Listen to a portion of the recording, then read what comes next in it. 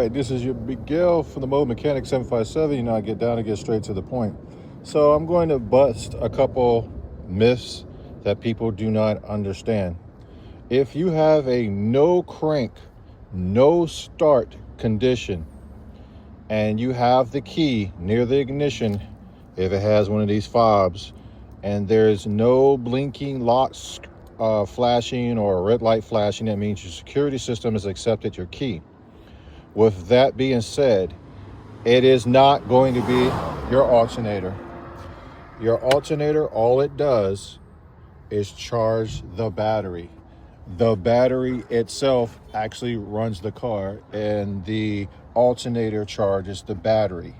The battery's got to stay at a constant 12.5 to be on a good up and up percentage, and the alternator is going to charge higher than that to keep up with the load and demand. You're going to have two parts to the alternator. One part right here, which is going to be the big cable that's on all the alternators, that's connected to your battery. So that's how it's going to get power to this alternator. To this battery, I'm sorry.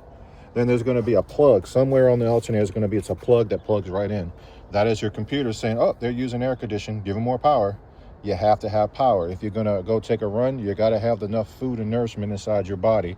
Otherwise, you can take a walk. But if you try that good old 4K or whatever it is you're going to be trying to do, you're not going to make it too far.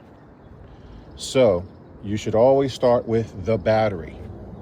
Start with the battery first. I always grab the terminals, and they should not be moving whatsoever. If they're moving, tighten it up. With that being said, your alternator is not going to stop your car from starting. You always want to go to the battery first, because even if the alternator is dead, the battery should have some kind of power in it. Without the alternator working properly, the starter cannot turn. If you like this video, please like, subscribe, share, and hit that follow button. Remember, that's right, you are awesome.